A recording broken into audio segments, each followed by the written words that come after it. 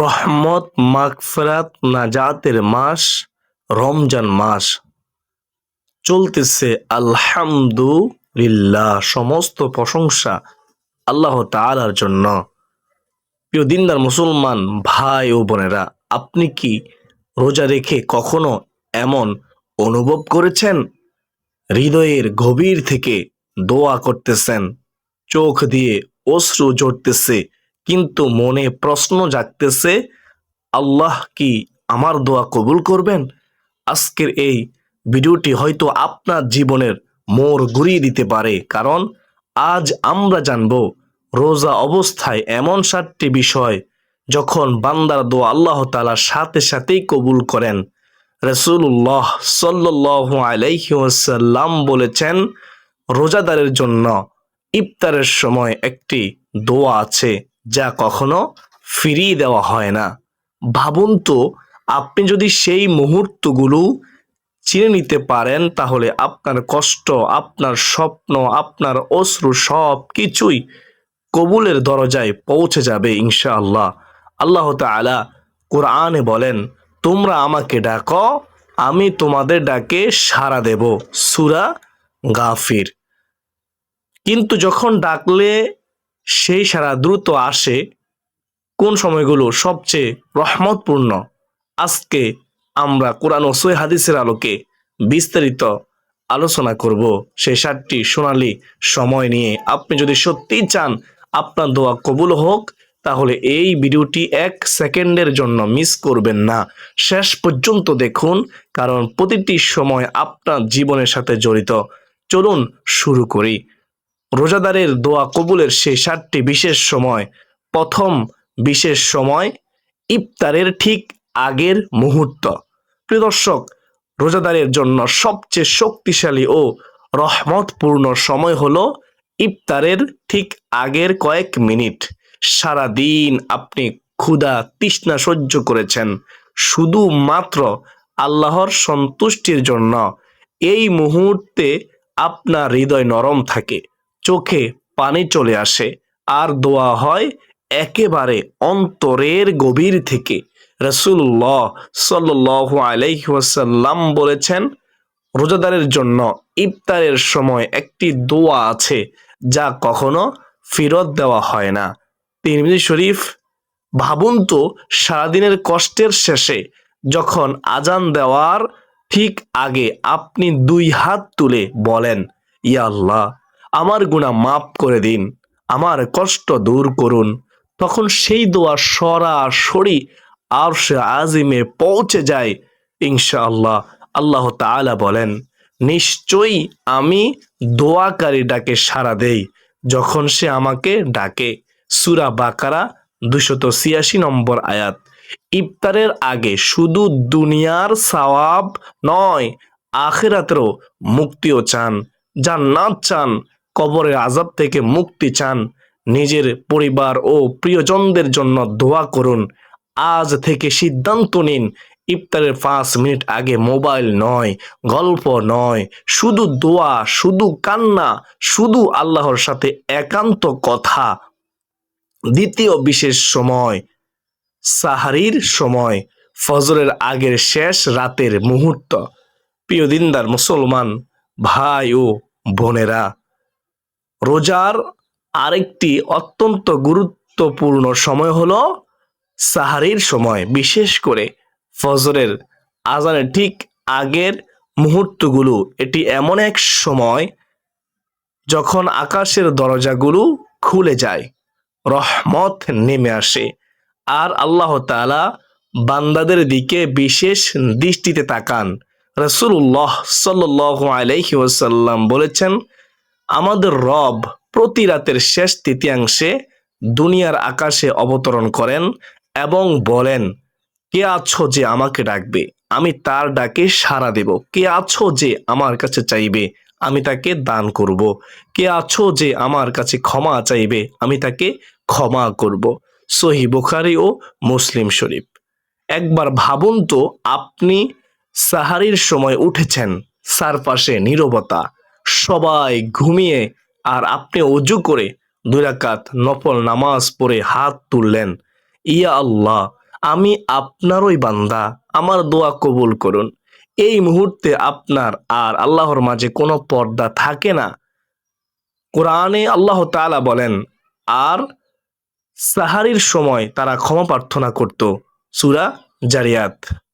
প্রিয় দিনদার মুসলমান ভাই ও বোনেরা, সাহারির সময় শুধু খাবার খেয়ে শেষ করবেন না, অন্তত 5 মিনিট কাঁদুন, তওবা করুন, নিজের ভবিষ্যৎ, পরিবার, রিজিক, ঈমান সব কিছুর জন্য দোয়া করুন।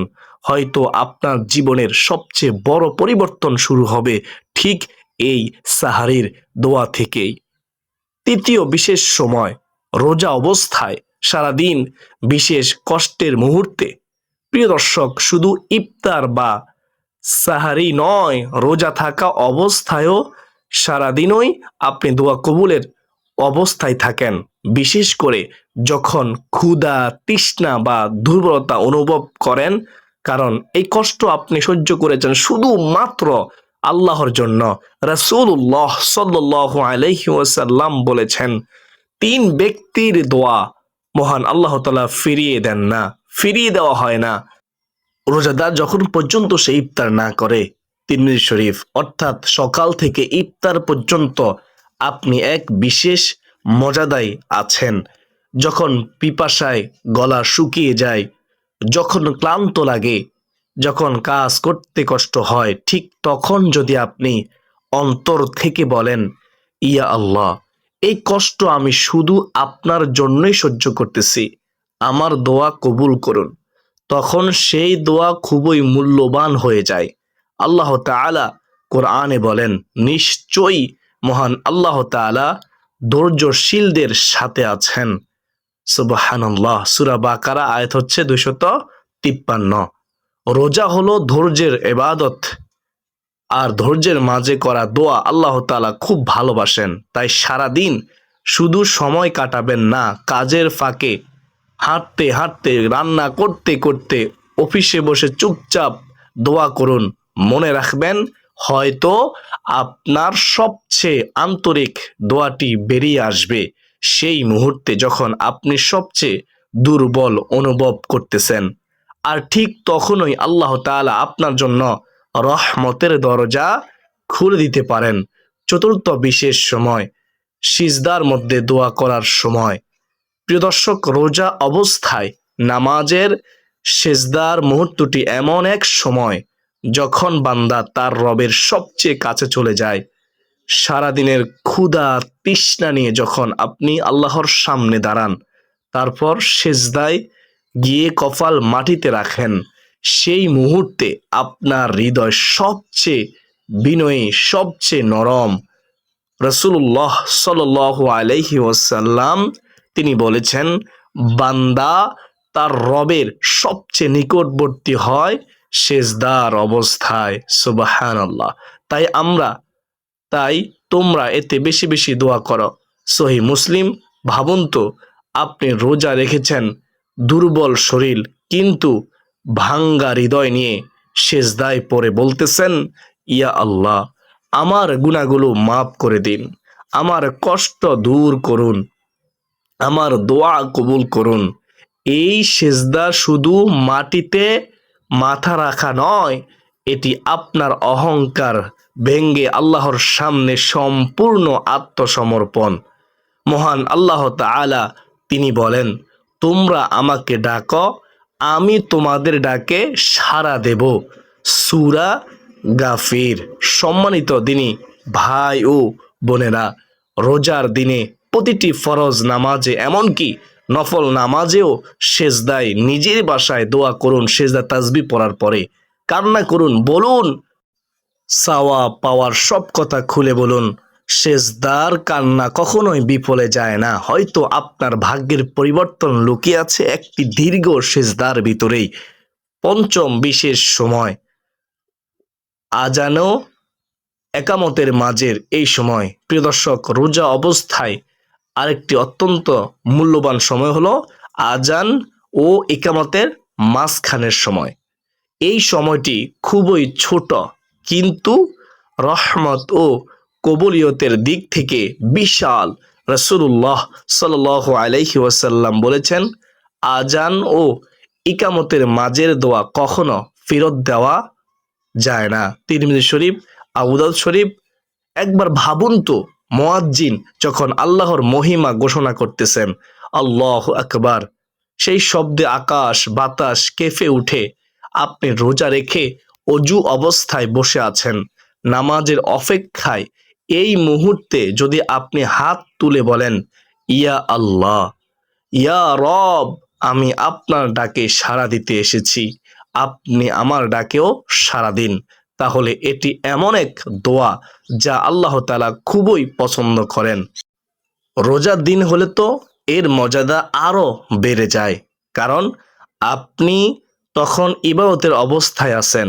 আজান শেষ হলে দুরূদ পড়ুন, তারপর দোয়া করুন, নিজের জন্য, বাবা মায়ের জন্য, সন্তানদের জন্য, এমনকি পুরো উম্মাহর জন্য। এই ছোট্ট সময়টাকে অবহেলা করবেন না। অনেক সময় আমরা গল্প করি, মোবাইল দেখি, অথচ কবুলিয়তের দরজা তখনই খোলা থাকে। হয়তো আপনার দীর্ঘদিনের একটি অপূর্ণ দোয়া ঠিক এই আজান ও একামতের মাঝের সময়ে কবুল হয়ে যাবে।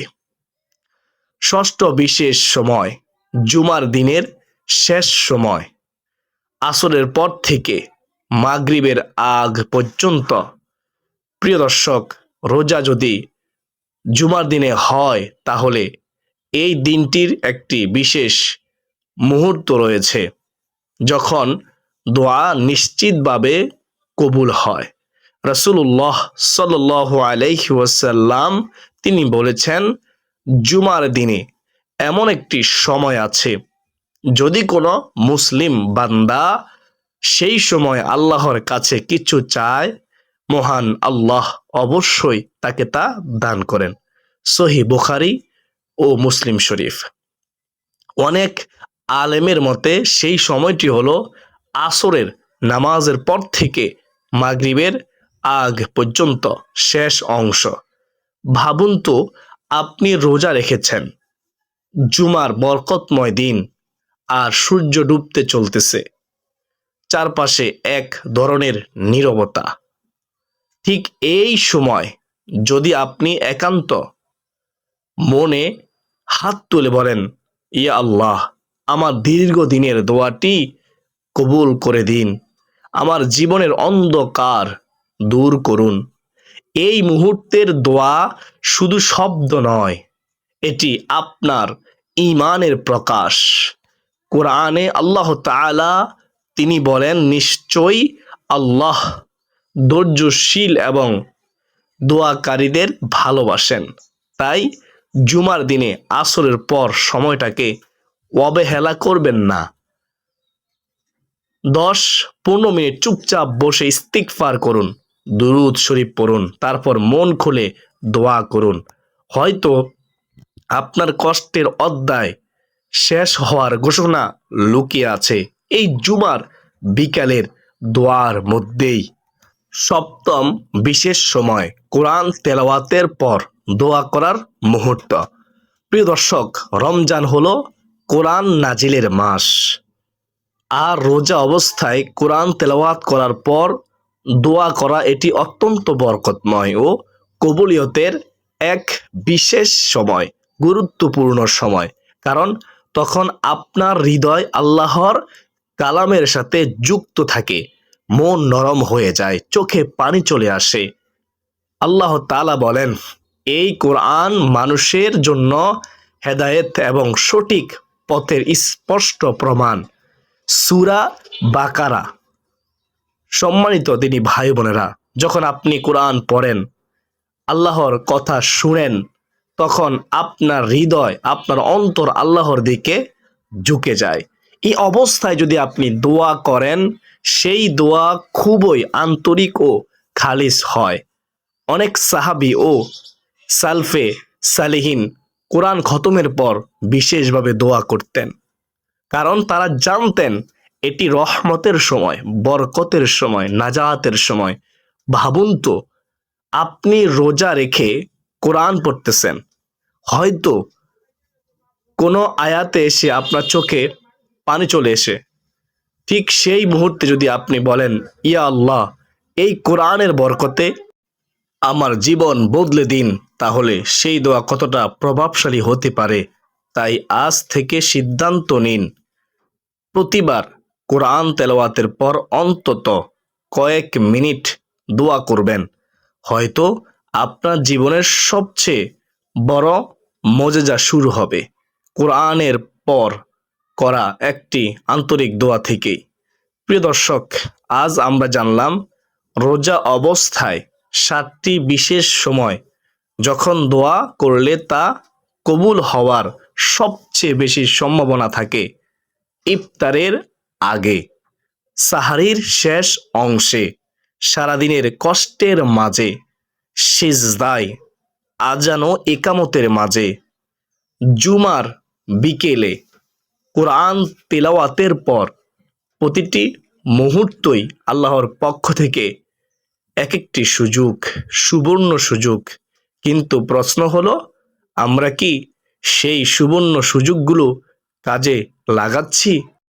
কতবার ইফতারের আগে আমরা মোবাইলে ব্যস্ত থেকেছি, কতবার সাহরিতে শুধু খেয়ে আবার ঘুমিয়ে পড়েছি, অথচ আল্লাহ তাআলা তখন ডাক দিচ্ছিলেন, কে কে আছো যে আমার কাছে চাইবে, আমার কাছে চাইবে।